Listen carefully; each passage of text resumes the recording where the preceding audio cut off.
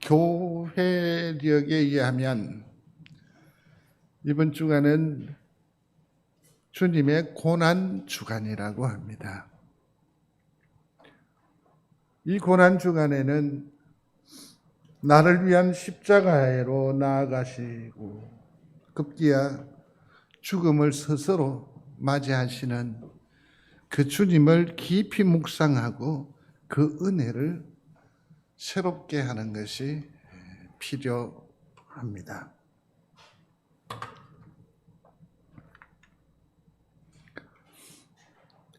이 고난 주간에 사람들은 오해를 들어 합니다. 오늘 우리가 교동문에서도 함께 했습니다마는 이사야 53장에 보면 그가 징계를 받는다. 그의 무슨 어떤 허물과 어떤 죄악, 우리가 알지 못하는 그 무엇으로 말미암아 주님께서 당하는 고난으로 인식하는데 분명히 이 고난 주간에 우리는 이 사실을 깨달아야 합니다.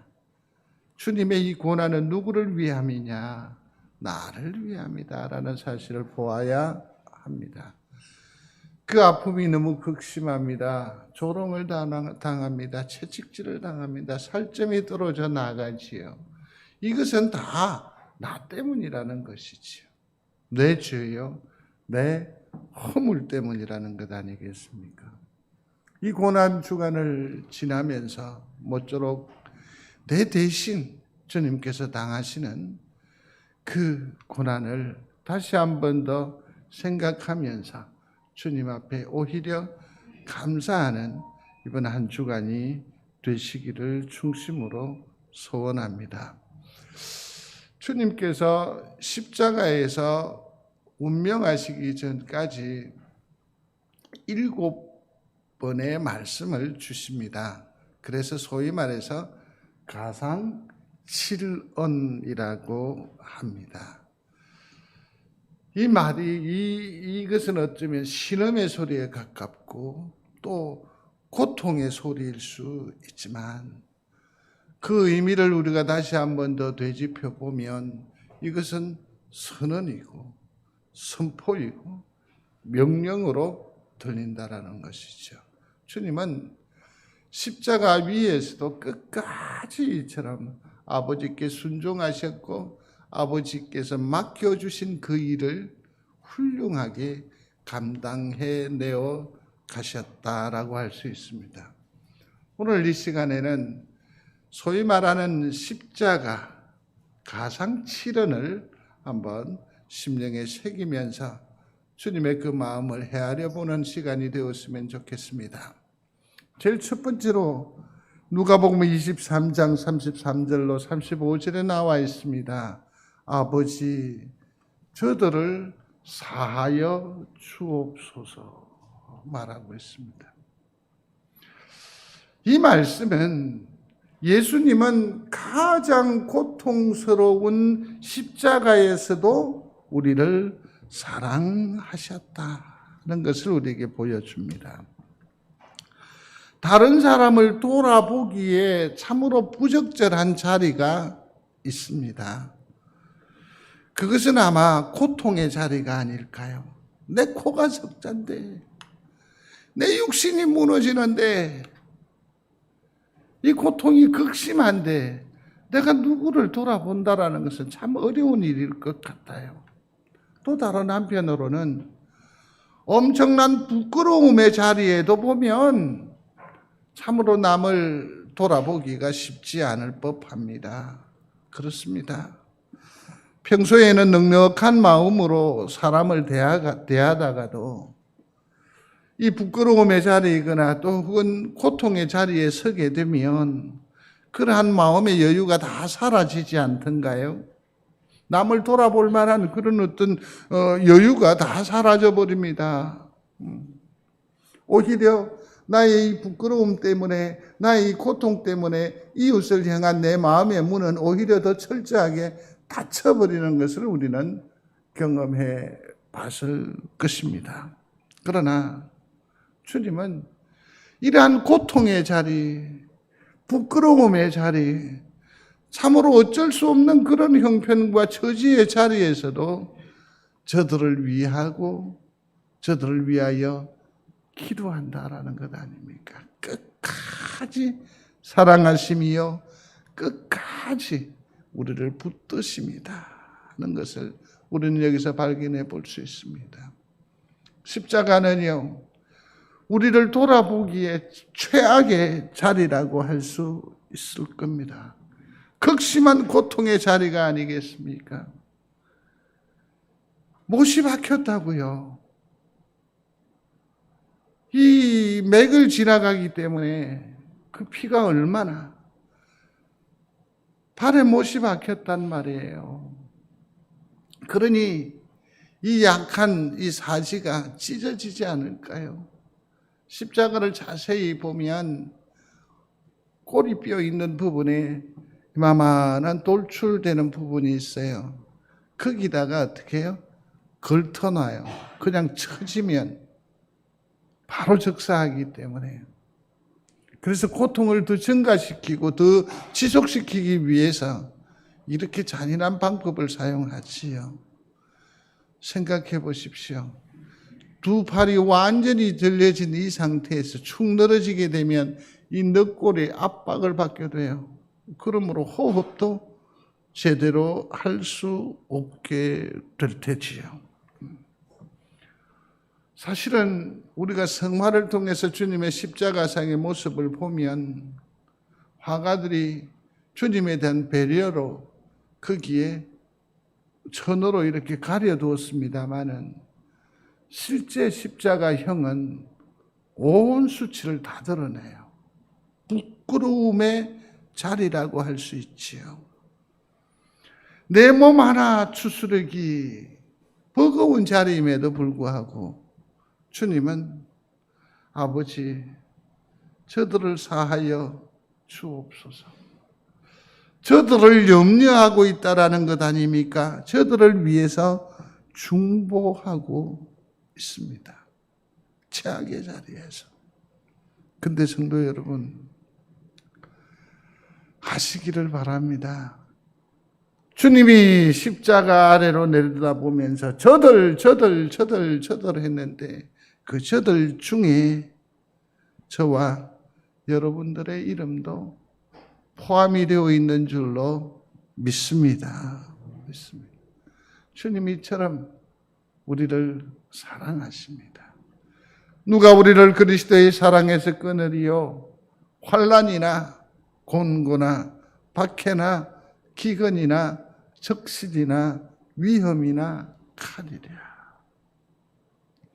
극심한 수치, 고통의 자리에서도 우리를 사랑하시고 오히려 축복하시는 주님을 바라보는 여러분들이 되시기를 바랍니다. 또 이 십자가는 우리를 돌아보기에 어쩌면 최선의 자리라고 생각이 됩니다. 최선의 자리. 우리를 누군가가 누구를 대신하기에 참으로 적합한 자리는 어디라고요? 십자가라고 할 수 있습니다. 그런데 주님이 십자가를 통해서 이게 최선의 자리가 되는 것은 그가 우리를 뭐 하기 때문에 대속하시기 때문에 이 십자가는 우리를 돌아보기에 최선의 곳이 된다라는 것 아니겠습니까? 그렇습니다. 한번 같이 읽겠습니다. 그가 찔림은 우리의 허물 때문이요 그가 상함은 우리의 죄악 때문이라. 아멘. 그러면 나의 죄악이라고 고백할 수 있겠습니까? 나의 허물이라고 말할 수 있겠습니까? 그러면 말씀을 다시 한 번 더 우리가 봉독해 보겠습니다. 그가 찔림은 나의 허물 때문이요 그가 상함은 나의 죄악 때문이라. 아멘. 그래서 이 십자가는 최악의 자리이기도 하고 최선의 자리이기도 하지요. 주님께서 첫 번째로 십자가상에서 내신 소리가 무엇이라고요? 아버지여, 저들을 사하여 주옵소서. 소리합시다. 아버지, 저들을 사하여 주옵소서. 아버지, 저들의 죄를. 두 번째 말씀은 무엇일까요? 누가복음 23장 39절로 43절에 나와 있는 말씀입니다. 오늘 네가 나와 함께 낙원에 있으리라. 이 말씀은 무엇을 말하는 것이냐면 예수님의 십자가가 구원하지 못할 죄인은 도무지 없다라는 겁니다. 도무지 없다라는 겁니다. 예수님의 십자가는 큰 바닷물 같아서 모든 오물을 다 받아들여도 결국에는 어떻게 정화함으로 말미암아 우리에게 되돌려 주지 않던가요? 주님은 무엇이든지 누구든지 보듬는 큰 가슴에 주님이심을 믿는 여러분들이 되시기를 바랍니다. 십자가상에서 참으로 희한한 일이 일어나게 됩니다. 자, 십자가가 여기 있어요. 여기에 구원에서 가장 먼 자리는 어디일까요? 가장 먼 자리는 내가 거룩하니 너희도 거룩하라라고 말씀하셨습니다. 하나님은 예수 그리스도는 죄가 없으심을 믿으시면 아멘. 하나님은 거룩하시고 예수 그리스도는 죄가 없어요. 그렇다고 한다면 이분과 가장 먼 거리에 위치할 수밖에 없는 자들은 누구일까요? 범죄한 사람들이죠. 행악자이죠. 마태복음을 보면 주님의 십자가 한편에 있는 사람이 소개되는데 그는 강도라고 했습니다. 아마도 무고한 사람을 해치지 않았겠는가. 남의 생명을 거둔 사람입니다. 그러니까 의와는 아주 먼 사람이지요. 그래서 행악자라고 할 수 있습니다. 구원에서 가장 멀리 있습니다. 그런데 그가 예수여 당신의 나라에 임하실 때에 나를 기억하소서. 이 십자가의 구원과 그 의와는 가장 먼 행악자, 도무지 이 구원에 기대를 가질 수 없는 자임에도 불구하고 십자가를 향하여 뭐라고 말합니까? 나를 기억하소서 간구할 때에 주님은 말씀하십니다. 내가 진실로 네게 이르노니 오늘 네가 나와 함께 낙원에 있으리라. 아멘. 성도 여러분, 주님이 나를 용납하셨다고 한다면 그치도 용납하실 줄로 믿으시기를 바랍니다. 놀랍게도 우리 가운데에 구원받지 못할 주의 은혜를 누리지 못할 사람들의 명단이 리스트가 놀랍게도 우리 가운데에 있기도 하더이다. 그러나 십자가는 우리의 생각을, 우리의 고정관념을 과감하게 깨뜨리세요. 누구든지 다 예수 그리스도에게로 나오면 구원받게 될 줄로 믿습니다. 이것을 가르쳐 주는 거죠. 그러면서 또 하나 보면 구원에서 가장 가까운 자리가 어디라고요? 십자가예요. 예수님이 십자가에 매어 달림처럼 이 사람은 어떠합니까? 이 강도도 손, 발이 못 박혔습니다. 소위 말해서 손발이 다 묶였습니다. 자기 스스로는 도무지 구원에 나아갈 수도 없습니다. 이제 다시라도 개가천선해서 선한 일을 도모할 수 있는 기회조차도 박탈당한 사람입니다. 아무것도 할 수 없습니다. 그런데요, 아시는지요? 구원은 나 스스로 어떻게 해결하는 것이 아니라 은혜로 주어지는 하나님의 축복임을 믿으시면 아멘. 그 자리가 어디입니까? 십자가라는 거죠. 십자가라는 거죠. 그러므로 사랑하는 성도 여러분, 우리가 못났습니까? 우리가 부족합니까? 내가 구원받은 권속임에도 불구하고 여전히 죄 가운데서 허덕이며 날마다 그렇게 버티며 살아가는 초라한 우리입니까? 아니요. 괜찮습니다. 괜찮습니다. 그것을 가지고 십자가 앞으로 근근이라도 좋으니까, 엉금엉금이라도 좋으니까 나아가는 여러분들이 되시기를 바랍니다. 그 십자가가 바로 구원의 가장 가까운 자리임을 믿습니다. 38년 된 병자 한번 보십시오. 자기 스스로 어떻게 해볼 도리가 없습니다. 세리도 도무지 감당할 수 없습니다. 감히 주님을 쳐다볼 수도 없지 않던가요? 그럼에도 불구하고 십자가의 능력은 모든 이가 다 구원에 이를 수 있도록 매우 우리에게 가까이 자리하여 있음을 꼭 기억하는 여러분들이 되시기를 바랍니다. 갈보리산이라고 했잖아요. 언덕바지에, 물론 그들은 본보기로 세워뒀는지 모르겠지만 신학적 성경적 의미는 무엇이든가요? 누구든지 고개를 들어 바라볼 수 있게 한 거죠. 성도 여러분, 터벅터벅 땅만 보고 걷지 마시고 눈을 들어, 고개 들어 십자가를 바라봄으로 구원의 노래를 다시 한 번 더 힘차게 부르는 우리 믿음의 식구들이 다 되시기를 바랍니다. 세 번째, 우리가 한번 생각해 봐야 될 그 세 번째 말씀은 무엇입니까? 여자여 보소서 아들이니이다.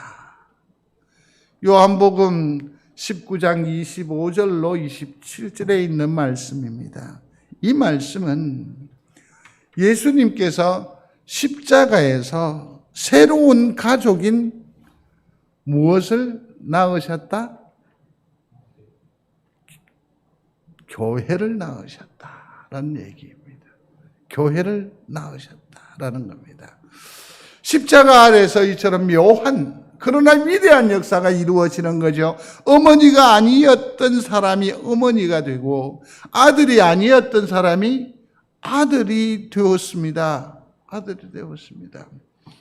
우리 주님도 마지막 순간에 오자 육신의 어머니의 그 염려되지 않았겠어요? 그럼에도 불구하고 모든 사람을 사랑하신 그분의 사랑이 육신의 어머니를 비켜갈 리가 없죠. 그러나 그러한 일은 그보다 훨씬 더 크고 깊습니다. 그게 뭔지 아십니까? 십자가 아래에서 교회를 탄생시킨 겁니다.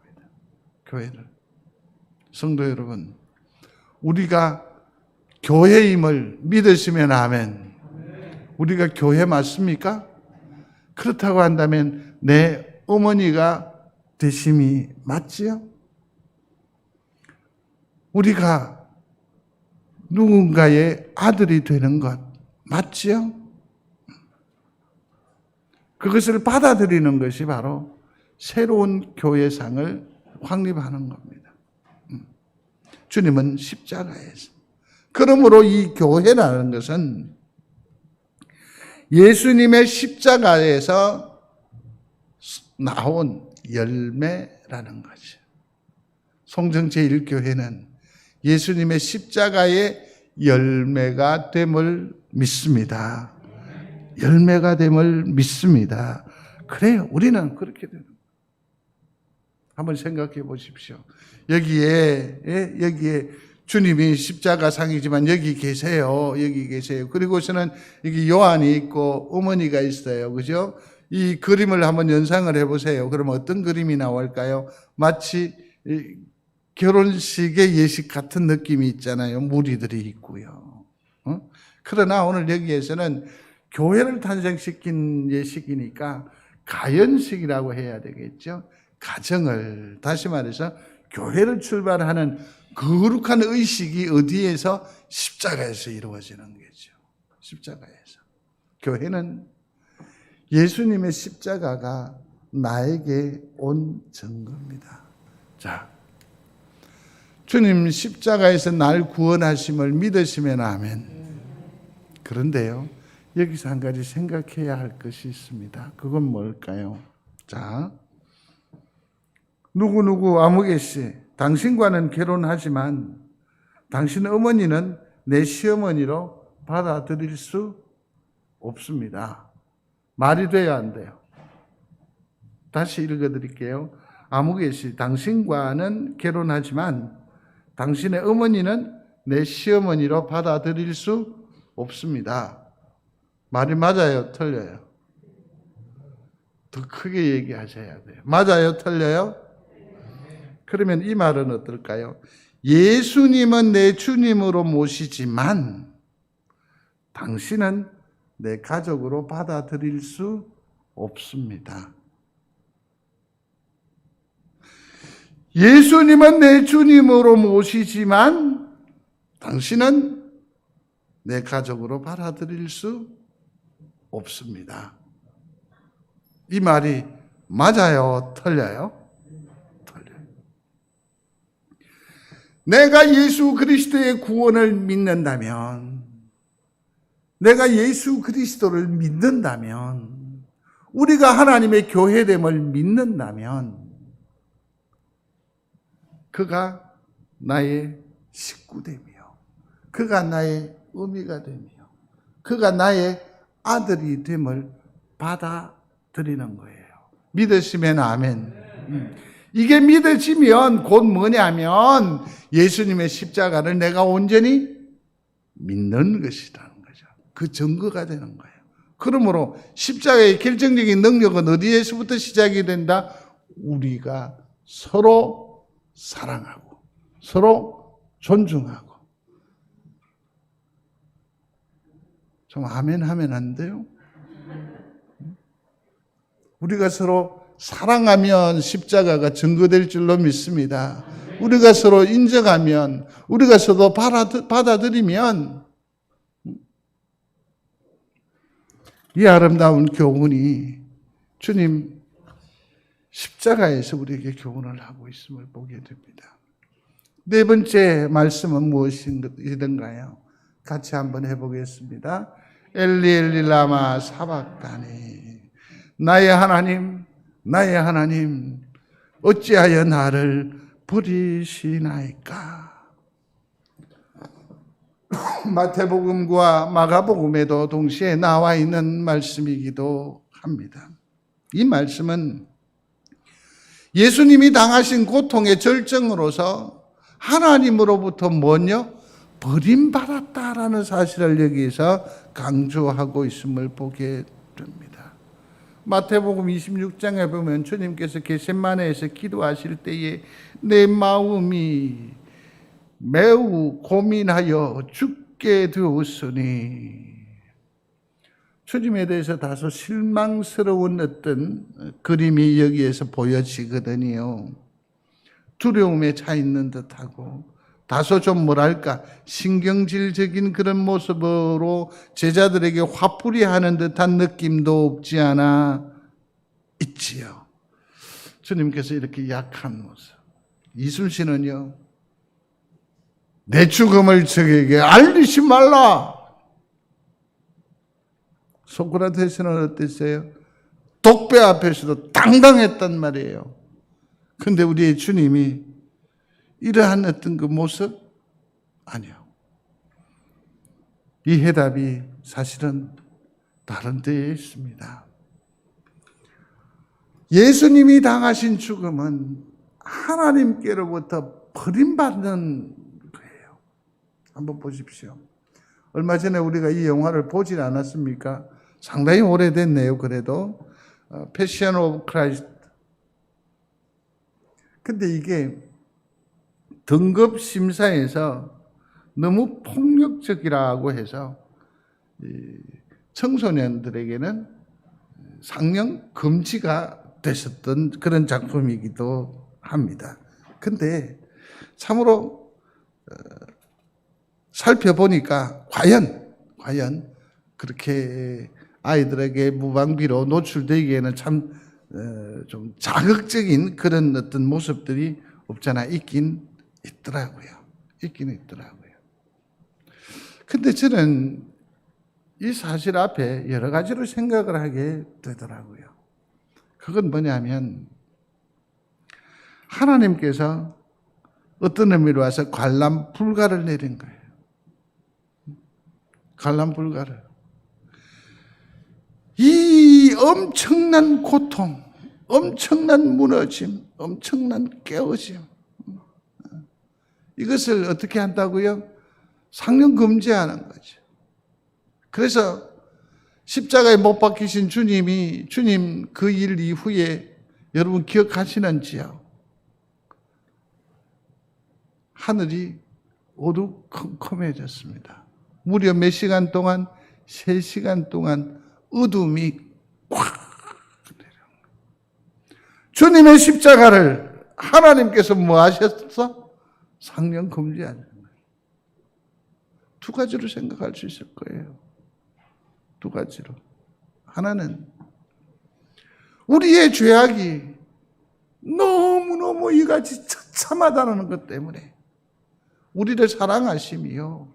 또 다른 하나는 주님 아버지 하나님의 마음을 여기서 발견할 수 있다고 생각해요. 차마 내 아들 무너지는 거, 깨어지는 거, 헐떡거리며 숨이 넘어가는 것을 차마 보실 수 없어서 하나님 스스로 어떻게 하셨다? 상영 금지하신. 그만큼 고통이 극심했다라는 거죠. 그래서 참으로 그 호사스는 생각이었다라는 것을 생각을 하게 됩니다. 주님에게 실망이라뇨. 주님으로부터 버림을 받는다라는 것은 엄청난 고통이요, 스트레스죠. 특별히 제가 사사로운 얘기일 수 있습니다만은 군문의 생활 때에 경계를 이렇게 서는데 실탄을 장전을 해요. 그래서 돌아오면 이렇게 탄창을 이렇게 해서 놀이시로부터 전진하면 하늘이 이렇게 뚝 떨어져요. 손 안에. 그렇게 해서 이것을 반납을 꼭 해야 돼요. 그런데 14명이 나갔는데 한 발이 없어요. 그러면 이 한 발은 뭐죠? 생명 하나가 위험하다는 거잖아요. 눈이 펄펄 내리는데 그냥 군인들이 입는 사각 팬티만 입고 눈밭을 그냥 이렇게 구르게 하더니 살이 얼어 있는데 거기에 그 한 발 그 찾아낸다고 이걸 이렇게 때리는 거예요, 엉덩이를. 근데 내 마음에 나는 분명히 내 손으로 확인했고 전해준 게 내 생각에는 너무너무 또렷한데 그 누군가가 실수했겠죠. 누가 그 한 발을 일부러 꺼내서 목숨을 해야 할 계획을 가지고 있었던 동료는 없었다고 생각하거든요. 그러니까 그 잘못을 얘기하면 될 텐데 그렇게 해서 맞으니까요. 이거 뭐 피가 거꾸로 도는 것 같고요. 두 번째를 맞는데 어떤 생각을 했느냐면 와, 나 이러다가 맞아서 죽는 게 아니고 피 터져 죽겠다. 이런 생각이 들더라고요. 하나님으로부터의 버림 자체가 극심한 고통이지만 무엇보다도 이것은 당신의 잘못이 아니고 당신의 질고가 아니고 우리가 당해야 했던 그 아픔, 그 죽음을 주님이 당하는 거죠. 거기에서 주님 말씀하십니다. 엘리 엘리 라마 사박단이라고요. 다섯 번째 말씀은 무엇입니까? 성경을 응하게 하려 하사 이르시되 같이요 내가 목마르다.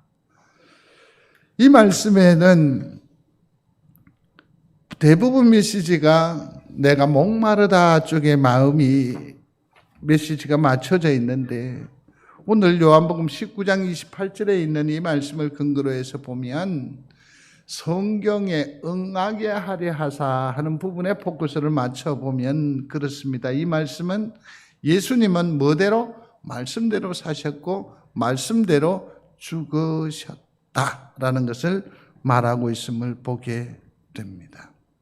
성도 여러분, 주님 십자가는 말씀의 순종으로 예까지 이른 줄로 믿습니다. 성도 여러분, 우리가 요즘 말씀 묵상을 이렇게 하면서 그 말씀이 우리의 삶의 자리에까지 오지 않으면 그 말씀의 축복이, 그 말씀의 능력이 우리의 삶의 자락에 자리하지 못해요. 모쪼록 말씀을 말씀으로 받으시고 말씀대로 살고자 다짐하는 여러분들이 되시기를 바랍니다. 주님처럼 말입니다. 서로 내게 손해가 있고 내가 많은 불편이 있더라도 심지어 생명의 위협까지 있더라도 내 삶이 말씀에 의해서 이끌려가는 그런 거룩한 생을 살아가시기로 다짐하는 우리 모두가 되시기를 바랍니다. 어떤 필리핀에 있는 주경학자가 말합니다.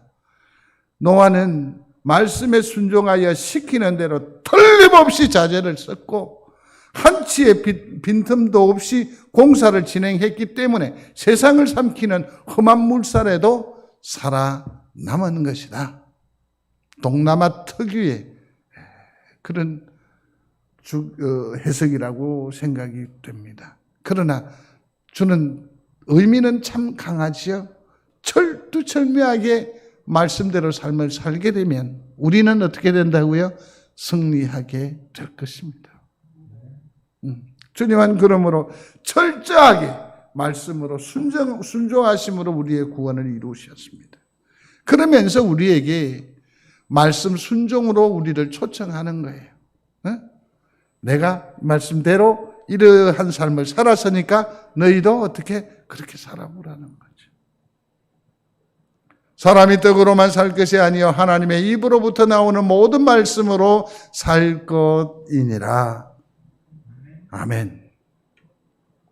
이 율법책을 내 입에서 떠나지 말게 하며 주야로 그것을 묵상하여 그 안에 기록된 대로 다 지켜 행하라. 그리하면 내 길이 평탄하게 될 것이며 네가 형통하리라. 순종이 제사보다 낫고 듣는 것이 순양의 기름보다 나으니라. 여기에서 말하는 듣는 것이라는 것이 무엇입니까? 순종하는 거예요. 모쪼록 주님처럼 성도 여러분, 말씀대로의 삶이 이 고난주간에 우리 삶의 자리에 구현되는 은혜가 있게 되기를 바랍니다. 여섯 번째는 다 이루었다라고 했습니다. 오늘 함께 나눈 본문이기도 합니다. 이 말씀은 뭘 의미합니까? 예수님의 십자가는 뭐하다? 완전하다라는 것을 얘기하고 있습니다. 한번 생각을 한번 해보십시오. 누가 이런 말을 할 수 있을까요? 누가? 성도 여러분, 예수 그리스도는 하나님이심을 믿습니까? 그러니까 이 말이 가능하죠. 그러니까. 이 십자가, 이걸 통해서 하나님의 계획하심, 그거는 우리를 향한 구원의 계획일 테인데, 그것을 완벽하게 완성하셨다라는 주님의 선언이라는 것이죠. 그러면 다 이루었다라고 했었을 때는 대체로 한 두 가지로 생각을 해볼 수 있는데 그 첫 번째가 뭐냐면 참된 쉼을 주시는 말씀이라는 겁니다. 이제는 우리는 죄악의 노예가 되지 아니하고 그게 얽매이지 아니하고 이 십자가의 이후로는 우리는 뭡니까? 진정한 자유인이 되었다라는 것 아니겠습니까? 수고하고 무거운 짐진 자들아 다 내게로 오라. 내가 너희를 쉬게 하리라. 참 안식이 예수 그리스도의 십자가로 말미암아 완성됨을 믿는 여러분들이 되시기를 바랍니다.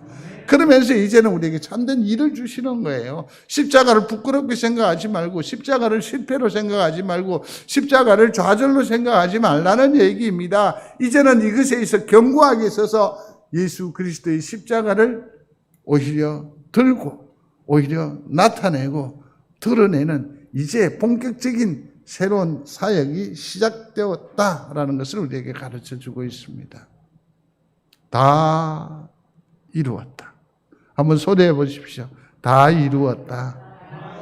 주님 십자가상의 이 형상이 벌써 얘기하는 거예요. 다 뭐 했다? 이루었다. 아까 구원에서 누구든지 다 구원할 수 있죠. 누구든지 오면 다 구원하는 거죠. 이러한 주님의 형상에서도 귀한 영감을 얻는 그런 성도가 되어야 할 것입니다. 마지막으로 일곱 번째는 아버지, 내 영혼을 아버지 손에 부탁하나이다 했습니다. 이 말은 예수님 안에서 죽는 자들은 다 복이 있다는 말씀입니다. 믿으시면 아멘. 주 안에서 죽는 것이지요. 이건 사실은 이 말씀은 또 하나의 주기도문이에요. 또 하나의 주기도문이지요. 아버지를 선물해 주신 기도예요. 아버지를 선물로 주셨어요. 하나님은 예수 그리스도는 하나님의 독생자이심을 믿습니다. 그러니 하나님을 향하여서 아버지라고 부를 수 있는 유일한 존재는 누구이지요? 예수 그리스도밖에 없어요. 흑인이 쓴 홍길동전을 보면 이 홍찬판이 꿈을 꿔요. 엄청난 길몽을 꿔요. 그래서 그 부인에게 쑥 접근을 해갔더니 그 부인이 잠자리를 거부를 하는 거예요. 그래서 그냥 몸종에게 들어가서 낳은 아들이 길동이에요. 길동이. 근데 이게 너무너무 탁월한 거예요, 얘가. 그래서 그 가족들이 이 서자로 난 얘가 나중에 큰 화근이 되겠다 싶어서 자객을 보내서 죽이려고 해요. 참 기구한 운명이죠. 그래서 이게 홍길동이 그 위기에서 벗어나 도망을 가요. 도망을 가서 이제 산중에 그 산적들 패거리와 더불어서 맞짱을 떠서 이기게 되잖아요. 그래서 활빈당을 만들어요. 그리고 이제 전국에 뭐 돌아다니면서 의로운 일들을 이루어내는데 세조왕이 방을 붙여요. 이제 홍길동이를 고발하면 찾으면 크게 후사하겠다. 전국에서 곳곳에서 방이 올라오는 거예요. 여기에서 일이 일어났고 저기에서 누가 이렇고 일어났는데 이게 웬일입니까? 사건 사고가 일어난 날짜가 똑같아요. 있을 수 있어요, 없어요? 온 백성들의 마음까지 다 가다가요. 나중에 이 서자인 홍길동이 병조 판서가 돼요. 병조 판서가. 그러고서 나라를 떠나요. 나라를 떠나서 나중에 그 독립적인 나라를 하나 만들어서 거기에 왕이 되지요. 그때 홍길동이 뭐라고 하던가요? 아버지를 아버지라 부를 수 없고 형을 형이라고 부를 수 없는 그런 한스러운 탄식이 나옵니다. 성도 여러분, 예수 그리스도가 십자가에서 우리에게 성도들에게 당신의 아버지, 하늘 아버지, 하나님 아버지를 우리에게 선물로 주셨음을 믿으시기를 바랍니다. 선물로 주셨어요. 그 죽음의 자리에서 그 다음에 또 하나는 새로운 죽음을 선물하신 겁니다. 소리하겠습니다. 새로운 죽음을 선물하심. 자, 이 새로운 죽음은 뭐냐면 지금까지 우리의 죽음은 죽음을 향한 죽음입니다.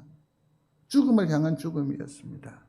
그러나 주님은 뭡니까? 아버지 품으로 향하는 죽음이에요. 이 죽음은 어디로 가는가? 부활의 시작에 불과한 거예요.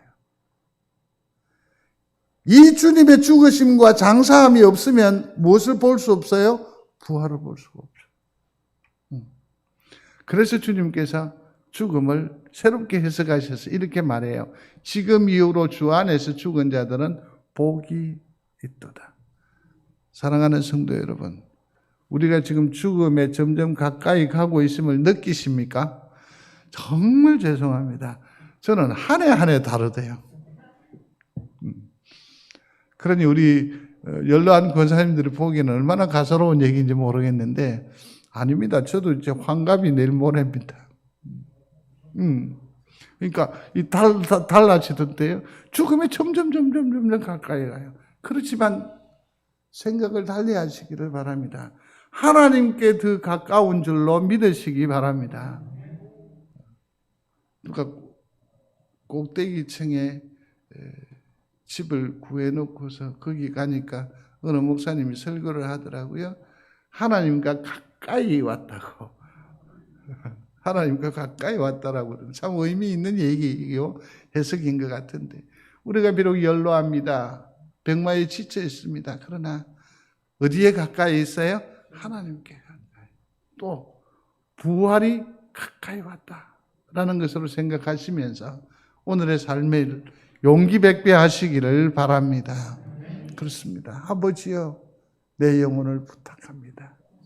이는 아버지를 선물하신 그러한 기도이고 새로운 곧 부활로 나아가는 주님의 출정식 선포라고도 할 수 있을 것입니다. 말씀을 정리하겠습니다. 부활을 꿈꾸면서 생각해 보았습니다. 한번 소리에 같이 읽어보시죠. 시작.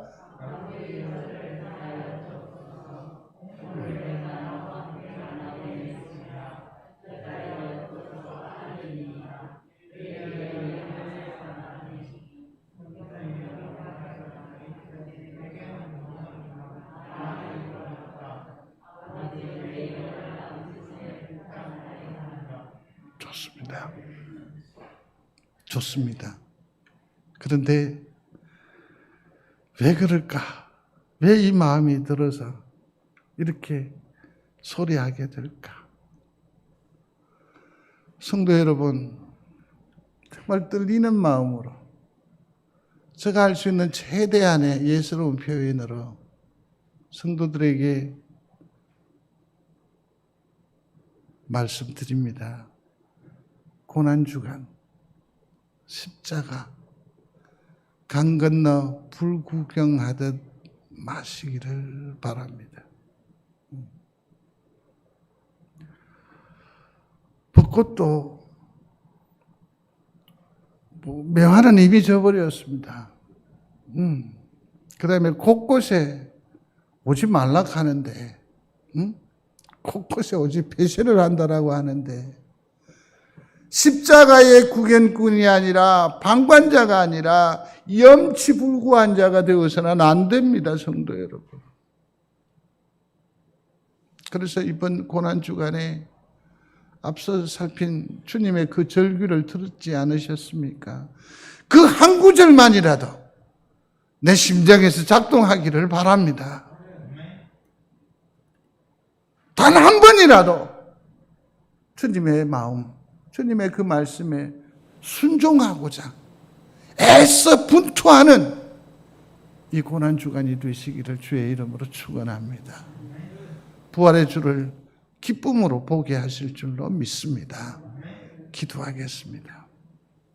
사랑의 아버지 하나님, 다 이루었다. 끝까지 우리를 사랑하시고 끝까지 우리를 교훈하시고 끝까지 우리에게 당부하셨습니다. 고난주간을 맞이하여 우리가 한순간만이라도 주님의 그 한 말씀이라도 온전히 마음에 새기며 순종하며 실천하며 그렇게 살아들여서 주님의 마음을 헤아리며 하나님 앞에 영광 올리워드리는 복된 이 고난주간이 되게 하여 주옵소서. 예수님 이름으로 기도드리옵나이다. 아멘. 교회 소식 주보를 참고해 주시기를 바랍니다.